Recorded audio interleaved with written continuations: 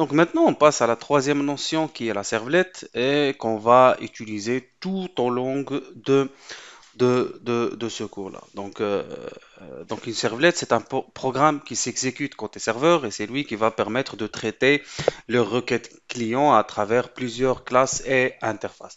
La première version qui est 2.0 qui est apparue en 1997 et la dernière version c'est la 3.1 qui est apparue en mai 2013 et qui fait partie du standard J2E 7.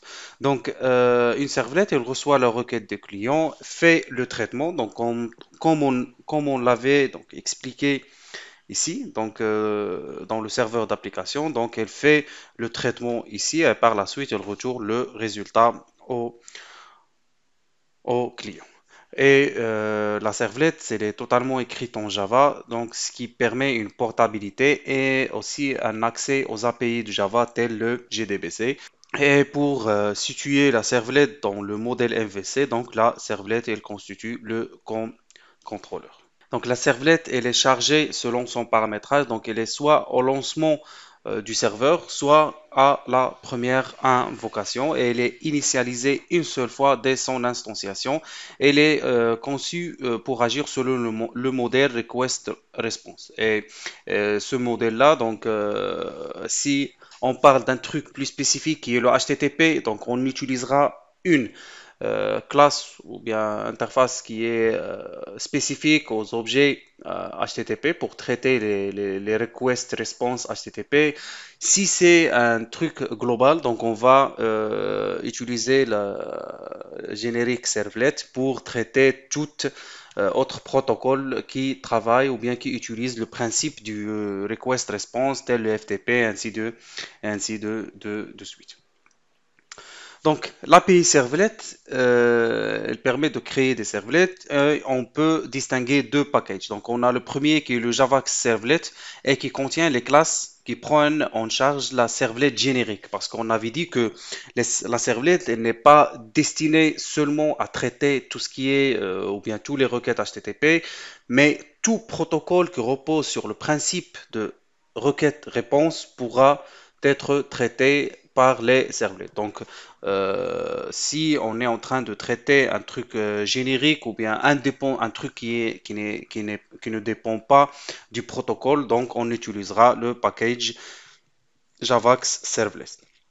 Par contre, le package qui fera l'objet de ce cours-là, c'est le Javax Servlet.http. Donc, ce package-là, il contient les classes et les interfaces qui permettent de prendre en charge les servlets HTTP, donc traiter les requêtes, envoyer les réponses et ainsi de suite.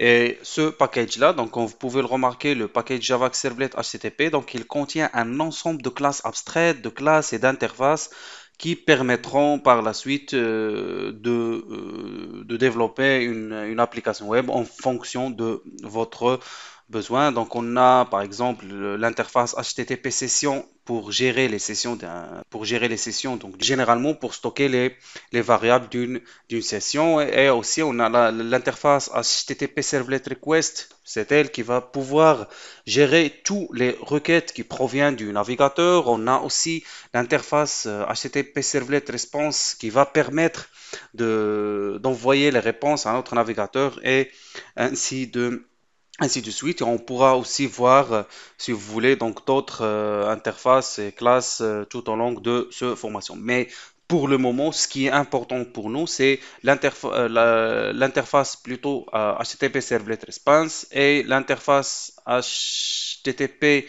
Session et finalement l'interface HTTP Servlet Request. Donc jusqu'à maintenant, on avait dit qu'on peut avoir le cas général, c'est-à-dire travailler avec une servlette générique qui est indépendante du protocole, mais on avait dit pour travailler avec une servlette qui permet de gérer tout ce qui est request response d'un protocole HTTP, on travaillera avec le HTTP Servlet qui fait partie, donc cette classe-là est une classe abstraite qui fait partie du package Javax Servlet.http. Donc, et cette classe-là, elle hérite donc, de la classe générique servlet et elle permet, donc son rôle primordial, elle a été conçue pour générer les pages HTML, mais elle peut aussi réaliser des traitements côté base de données, ainsi de suite. Et notez bien que les requêtes et les réponses en provenance du client et vers les clients, ils sont encapsulés soit dans un objet, donc HTTP Servlet Request, donc l'objet qu'on a vu ici, soit dans un objet HTTP Servlet Response au cas où on voulait envoyer une réponse au client. Et le HTTP Servlet Request, c'est pour traiter une requête qui provient d'un client. Et notez bien que cette classe qui hérite de HTTP Servlet, elle implémente un ensemble de méthodes permettant tous les requêtes d'un client, que ce soit request ou response. On a le doGet, doPost, donc en fonction de la requête qui est envoyée par le client. Donc c'est toutes les requêtes HTTP qu'on avait vues, soit doGet, doPost, doput, doDelete, doHead, ainsi de suite. Donc c'est en fonction de la requête qui est envoyée, la servlette pourra faire appel à la fonction correspondante. Donc l'appel, il se fait comment? Donc une fois le client il lance une HTTP request, que ce soit get par exemple, si vous voulez post, ça dépendra. Donc si on est en train de travailler un formulaire, ainsi de suite.